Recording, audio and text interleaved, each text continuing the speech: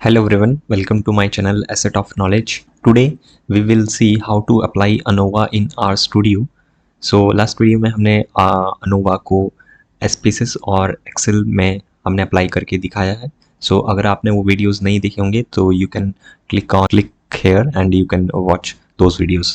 Okay, now ANOVA को apply करने के लिए हम पहले तो शीट को इंपोर्ट करेंगे जहाँ भी आपकी जो शीट होगी. So मैं यहाँ पर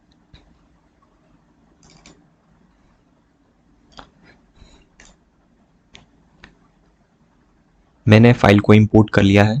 नाउ सबसे पहले जैसे ही मैं अपनी फ़ाइल जो है इंपोर्ट करूँगा तो मैं इसको अटैच करूँगा.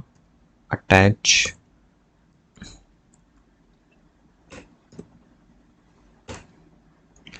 और एक बार हम समरी भी देख लेंगे इसकी, हमारे डेटा की. नाउ ये हमारे पास समरी आ गई, मार्क्स ग्रुप. नाउ यहाँ पर अगर आप देखेंगे जो वेरिएबल है अनोवा फाइल के अंदर, तो उसके अंदर मार्क्स का डेटा है और ग्रुप्स का डाटा है, लेकिन इनके आगे डॉलर का साइन लगा हुआ है.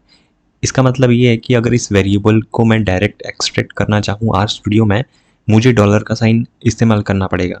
सो इसको मैं सिंपल करने के लिए क्या करूँगा, एक वेरिएबल क्रिएट करूँगा मार्क्स के ही नाम से, मार्क्स, और उसको मैं RStudio को यहाँ बताऊँगा कि मुझे जो मार्क्स है वो इसको इक्वल कर दो डॉलर मार्क्स के. वो कैसे करूँगा, अनोवा और मार्क्स. नाउ इस फंक्शन से होगा क्या कि जैसे ही मैं मार्क्स को कमांड करूँगा, मार्क्स को इंसर्ट करूँगा ये नाम लिख के, तो क्या है ये इस वेरिएबल की इन्फॉर्मेशन मेरे पास आ जाएगी. अदरवाइज़ पहले क्या होता था, अगर मुझे इस वेरिएबल की इन्फॉर्मेशन चाहिए तो मुझे अनोवा ये फाइल का नेम और डॉलर का साइन फिर मार्क्स, तब जाके ये मेरे पास इन्फॉर्मेशन आएगा इस मार्क्स कॉलम का. सो अभी मैंने इसको ईजी कर दिया है मार्क्स वेरिएबल क्रिएट करके. नाउ जैसे ही मैं एंटर करूँगा आप यहाँ देखेंगे यहाँ एक वैल्यू क्रिएट हो जाएगी, ये देखिए मार्क्स. तो ये एक नया वेरिएबल क्रिएट हो गया मार्क्स करके. वैसे ही मैं एक और कर दूंगा दूसरा भी,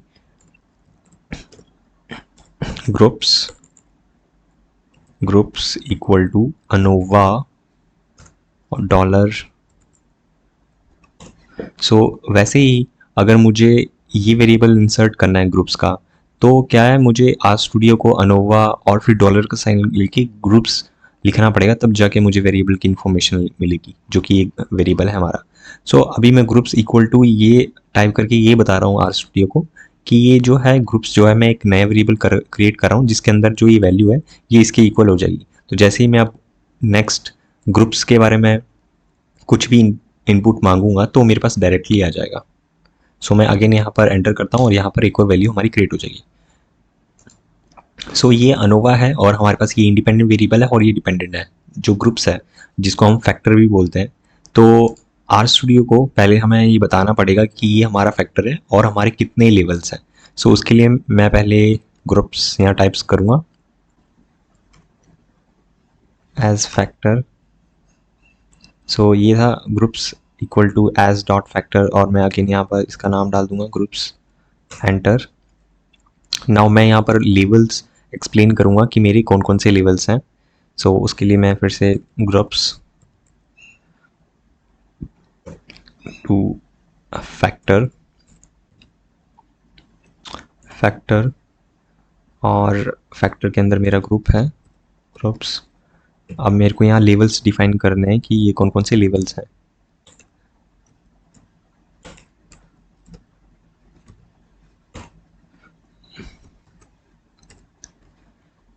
सो पहला जो मेरा लेवल है वो है G1, तो मैं यहाँ कॉलम डाल के G1 लिखूंगा. उसके बाद है G2 और उसके बाद है G3.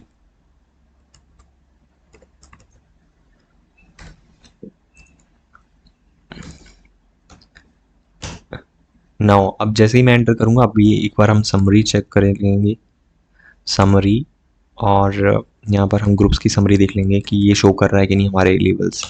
यस आ रहे हैं. हमारे पास जो G1 का डाटा वो भी आ रहा है, G2 और G3 तीन लेवल्स क्रिएट हो गए हैं. नाउ अब हम अपना अनोवा जो टेस्ट है वो अप्लाई करेंगे. उसके लिए हमारी जो कमांड है वो है AOV और यहाँ पर हमारा अगेन डिपेंडेंट वेरिएबल जो कि मार्क्स है, और ये जो साइन है ये बताता है कि इंडिपेंडेंट वेरिएबल अफेक्ट कर रहा है मार्क्स को। तो हमारा इंडिपेंडेंट वेरिएबल्स ग्रुप्स है। नाउ मैं एंटर कर दूंगा, हमारे पास डेटा आ गया है। यहाँ पर जो रिजल्ट हैं वो आ गए हैं।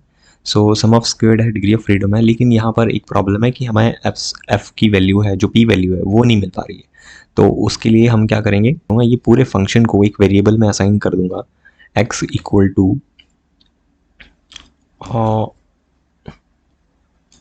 टू ये पूरे फंक्शन को मैं एक्स वेरिएबल में डाल दूंगा। और अब मैं समरी मांगूंगा एक्स की, समरी एक्स। अभी मेरे पास जो वैल्यू है वो आ जाएगी पी वैल्यू एफ वैल्यू। ये देखिए, एफ वैल्यू आ रही है 29 और पी वैल्यू आ रही है 2.77 ई। मीन्स ये वैल्यू बहुत पास है जीरो के, ये ऑलमोस्ट जीरो ही है। So we can say yes there is a significant difference between the groups. अब हमारे पास 3 ग्रुप्स हैं, हमें देखना है कि ये तो हमने अनोवा से पता लगा लिया कि yes there is a difference among the groups.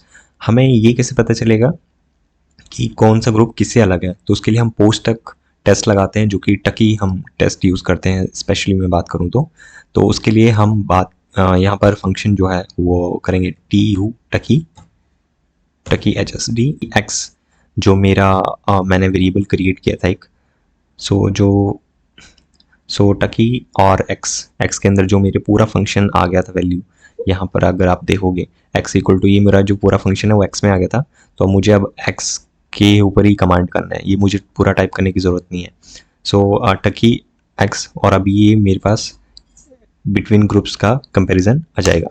ये देखिए, G2 को कंपेयर किया G1 से, G3 G1 से, और G3 को G2 से। तो तीनों ही अगर आप P वैल्यू देखोगे तो ये 0.05 से छोटी आ रही है, तीनों ही ग्रुप्स। सो इसका मतलब वी कैन से कि तीनों ही ग्रुप्स एक दूसरे से अलग हैं ना। एक बार इस टेस्ट को हम कंफर्म कर लेते हैं SPSS में जाके। सो ये रहा मेरा SPSS का रिजल्ट, और ये आ रहे हमारे कंपैरिजन 1 2 3। इस तरफ आप देखोगे तो जितने भी ये सिग्निफिकेंस हैं, ये 0.05 से सारी वैल्यूज़ छोटी हैं। सो जो भी ग्रुप्स हैं ये एक दूसरे से अलग हैं, वी कैन से। और ये हमने कंफर्म कर लिया स्पेसिस में जाके। और एक और वैल्यू हम कंफर्म कर सकते हैं, जो एफ वैल्यू है वो है 29.33 समथिंग, और सिग्निफिकेंट है। यहाँ आप देख सकते हैं 0.05 से छोटी वैल्यू। तो एफ की वैल्यू है 29। अगर आर में देखें तो हमारी जो एफ की वैल्यू है यस 29.33, और ये वैल्यू भी 0 के आसपास है। सो ये था complete video on how to apply ANOVA in R studio. I hope you like this video, and try to share this video with your friends and colleagues.